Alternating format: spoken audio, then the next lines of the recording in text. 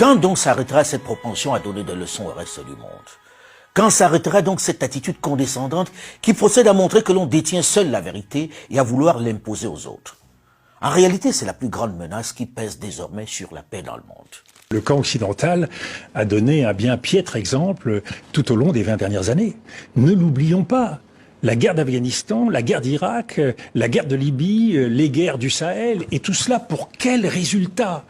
Quand vous dites que vous allez au G7, à Biarritz, traiter de l'Amazonie sans appeler les pays amazoniens, vous vous souvenez du congrès de Berlin en 1884? Oui.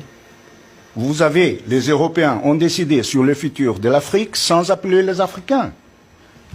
Ça, c'est la notion du colonialisme. Vous décidez pour les autres. Une longue période où je pense, comme la plupart des Américains vétérans de la guerre froide, que l'Occident a accumulé les erreurs et les provocations et les maladresses. Mais pas par complaisance par rapport à la future Russie redevenue nationaliste, par, disons, désinvolture, ignorance. On a gagné. On a gagné globalement et on s'en fiche un peu de ce que pensent les Russes, les Chinois, les Arabes et les Africains. Et c'est ce qui risque de mettre le feu à la planète. L'Occident doit faire un effort pour s'astreindre à un peu d'humilité et de discernement. Il menace la paix dans le monde avec cette attitude, cette propension à se liguer en modèle, à dicter sa règle, à faire à chaque fois la leçon aux autres. Les barbares sans culture, sans civilisation, c'est les autres. Ce concept d'Occident est dangereux pour l'Europe. Je ne veux pas croire que les grandes puissances soient à ce point frappées d'amnésie. Je refuse de penser qu'elles soient définitivement dénuées de sincérité et de bon sens, qu'elles aient une propension naturelle à la mauvaise foi. Comment une puissance qui a tant ensanglanté le monde, qui a commis le plus grand génocide de tous les temps, avec notamment le massacre des centaines de millions d'Indiens, peut-elle se présenter sans gêne en référence? Comment une puissance qui, il y a moins d'un siècle, délivrait massivement des permis de tuer aux Blancs pour chasser du nègre dans les rues du Missouri, peut-elle se présenter en modèle aujourd'hui? Comment une puissance où on pendait haut et court, légalement, en public, des Noirs qui avaient simplement désobéi au maître, peut-elle s'ériger en chantre de la tolérance et de la morale? Une puissance où des hordes officiellement connues brûlaient il y a moins de 100 ans des maisons de Noirs, comment peut-elle sans gêne aucune, avec une certaine condescendance, un certain toupet, se liguer aujourd'hui en grand défenseur devant l'Éternel des droits de l'homme, en gendarme de la planète? A-t-elle oublié ces crimes de masse? Ces humiliations, telles ces scènes de Black Friday, où l'on vendait du noir comme du bétail à vil prix et tuait ce que l'on n'avait pas pu solder sur le marché. Dommage que certains aient d'ailleurs oublié l'origine réelle du Black Friday que l'on célèbre aujourd'hui dans les commerces, l'un des moments les plus sombres, les plus douloureux de l'histoire noire, les États-Unis d'Amérique. Traversons l'Atlantique parce qu'en Europe aussi le passif est au moins aussi lourd. À votre avis, ce sont les propriétaires d'esclaves ou les esclaves qui ont été indemnisés après l'abolition de l'esclavage? Ce sont les propriétaires d'esclaves. Oui, après l'abolition définitive de l'esclavage en 1848, la France a choisi d'indemniser les propriétaires d'esclaves pour les dédommager de la perte économique entraînée par l'émancipation générale. Une loi relative à l'indemnité accordée aux colons par suite de l'affranchissement des esclaves a été votée les 19 janvier, 23 et 30 avril 1849 à l'Assemblée nationale. Cette loi va attribuer 126 millions de francs or aux 10 000 propriétaires d'esclaves, soit 1,3% du revenu national d'alors, l'équivalent de 27 milliards d'euros aujourd'hui. L'Empire français perd alors près de 250 000 esclaves dans ses colonies, en Martinique, en Guadeloupe, en Guyane, à La Réunion, au Sénégal et à Madagascar. Comment des nations occidentales qui, sans scrupule, en Afrique, ont pillé, dépouillé le continent entier en massacrant sur leur passage ses populations, comme ici, en 1908, dans le Congo du roi Léopold II, où des Belges lisent la Bible avant de pendre ce jeune garçon de 7 ans, simplement parce que son père n'a pas pu produire le quota de cuivre exigé par le colonisateur, peuvent-elles adopter cette posture de saint juste? Nous avons connu les ironies, les insultes, les coups que nous devions subir matin, midi et soir, parce que nous étions des nègres. Qui oubliera qu'à un noir, on disait tu, non certes comme à un ami, mais parce que les voix honorables étaient réservées aux seuls blancs. Comment des nations qui ont si souvent froidement assassiné des leaders locaux dans le simple but de préserver leurs seuls intérêts peuvent-elles sans excuse, sans regret exprimé, s'ériger en modèle d'humanisme et de liberté. Les Européens, ou pour le monde occidental, Lumumba était considéré un peu comme le diable, un peu comme une espèce de magnétiseur dangereux, irresponsable. Bon, je ne pense pas que ce soit ça le vrai visage de Lumumba. Je crois que Lumumba était probablement le seul homme d'État possible pour l'Afrique. Je crois qu'il était probablement l'homme qui, de part à la fois, c'est un homme extrêmement intelligent, extrêmement réfléchi, et qui avait effectivement un pouvoir et un poids sur l'ensemble du monde bantou, du monde africain, et qui aurait pu probablement aboutir au niveau de l'Afrique s'il n'avait pas été tué, assassiné. Et c'est probablement l'une des raisons pour laquelle il a été assassiné. Bon. Aurait probablement changé le sort de l'Afrique. Pour le faire taire, on l'a assassiné, et bien que l'on sache qui a commis le crime, personne n'a été condamné. Les mêmes nous parlent fièrement des droits de l'homme aujourd'hui et jugent devant des tribunaux spéciaux devant lesquels ils ne comparaissent pas ceux qui ne les respectent pas. Parlent fièrement de bonne gouvernance et des divisions ethniques. N'est-ce pas indécent, insultant d'écouter les mêmes vous faire la leçon, vous parler d'humanité, lorsque circulent encore ces images insupportables qui illustrent le comportement particulièrement cruel qu'ils ont eu au fil des siècles dans les contrées de conquête.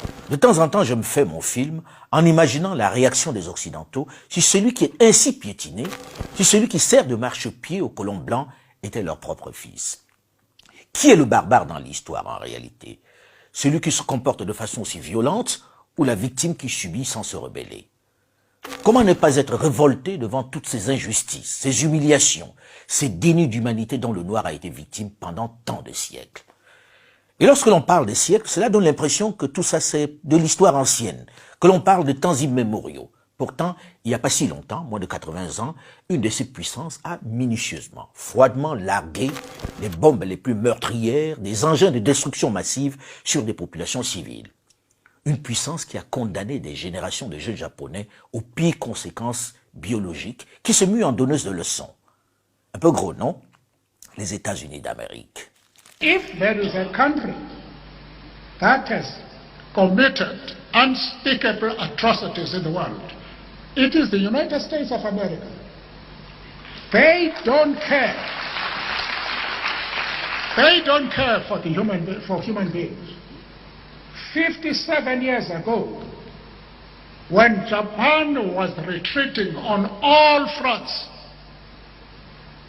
they decided to drop the atom bomb in Hiroshima and Nagasaki.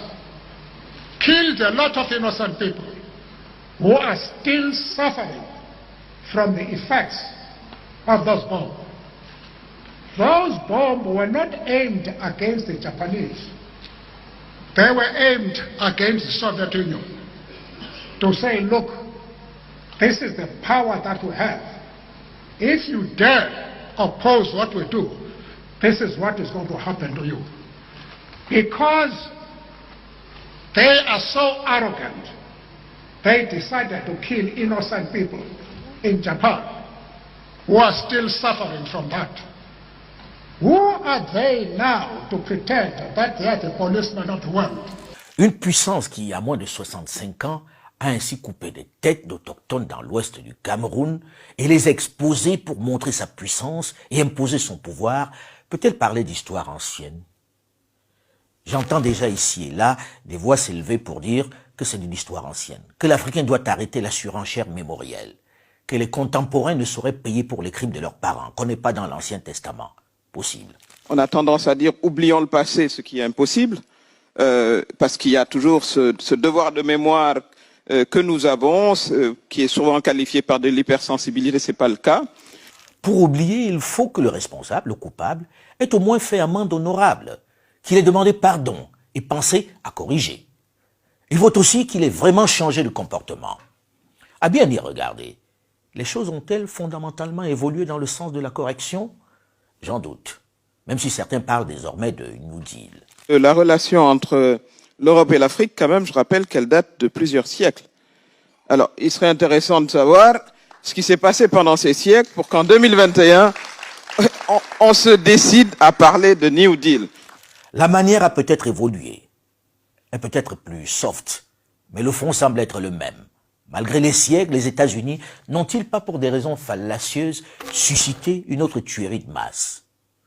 Ont-ils répondu des crimes qu'ailleurs on qualifie de génocide causés par leur bombardement dans la guerre en Irak? Et dans leur mission vengeresse en Afghanistan, ont-ils ne serait-ce que présenté des excuses pour leurs différentes interventions dans ces pays pour des raisons injustifiées? Non. The decision of one man to launch a wholly unjustified and brutal invasion of Iraq. I mean, of Ukraine. Iraq, too. Anyway. 75.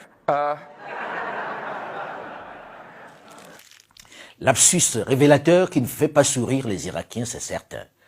Que l'auteur de cette invasion en Irak, George W. Bush, se plante ainsi à quelque chose de tragicomique. La vérité est sortie de sa bouche même s'il essayait de mettre en accusation un autre personnage, Vladimir Poutine. Sa langue a fourché. Aujourd'hui encore, ont-ils de la gêne à armer les Ukrainiens alors qu'ils savent très bien qu'ils sont la cause réelle de cette guerre qui fait tant de victimes, qui jette beaucoup de monde sur les routes de l'exil et menace la paix dans le monde? Non, ils s'emploient encore une fois à faire passer le camp d'en face pour le responsable de cette crise et semblent ignorer le fossé qui se creuse avec le reste du monde. Le monde entier est concerné et regarde. Et il a besoin de savoir, et c'est particulièrement important pour la France vis-à-vis de l'Afrique, il a besoin de savoir que les erreurs qui ont été commises dans le passé, eh bien, nous ne les commettrons plus. Pourtant, encore une fois, les États-Unis d'Amérique se drapent dans leur robe de moralisateurs et de gendarmes de la planète. Idem pour la vieille Europe qui la suit en se livrant à une campagne de propagande particulièrement ridicule. L'engrenage de la guerre, le mensonge qui est lié à la guerre, il n'est pas propre à une seule partie du monde. Aujourd'hui est peut-être venu le moment pour l'Occident de tendre l'oreille pour écouter ce que pense le reste du monde. L'Europe n'a jamais été autant isolée. Son argument n'a jamais été autant contesté. 140 pays ont condamné. Très bien. Une quarantaine de pays a refusé de condamner. Quarantaine de pays qui représentent démographiquement 60% de l'humanité. Il y a l'Inde dedans, il y a évidemment la Chine, mais aussi l'Inde. Donc quand même, par rapport à l'idée qu'on est les maîtres du monde, on est l'avant-garde morale du monde, c'est à nous de répondre nos valeurs, nos critères, nos normes, etc. Il faut que les Occidentaux réfléchissent là-dessus. Parce que ça ne concerne pas que la Russie. Would it be wrong to call that a little bit of resource nationalism, if you like, withholding supply to, I don't want to hear it. I don't want to hear it. To beneficiate? I don't want to hear it. To beneficiate that. Do you know that at one point the European had 3.7 more vaccine than they need? Okay, and they sent it back to countries like Indonesia 2 weeks before expiration date. I don't want to hear it. At the end of the day, it's about national interest, you know. But we are a democratic country. I have 270 million people hungry, okay? And the worst part is social media. Oh my God, they're so loud. And I need to cater that. As much as the Europeans need to cater the Europeans, as much as other developed countries to cater the developed countries.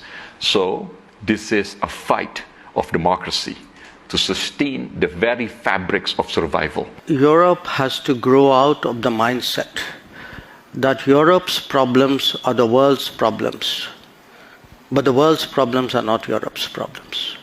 That if it is you, it's yours. If it is me, it's ours. There will always be two axes. At this point, I think it's an understood, accepted fact that you have the West, US-led, you have China as the next potential axis. Where does India fit into this picture? I don't think it's necessary for me to join this axis or not, and if I'm not joining this, I must be with the other one. I don't accept that. I mean, I think I'm one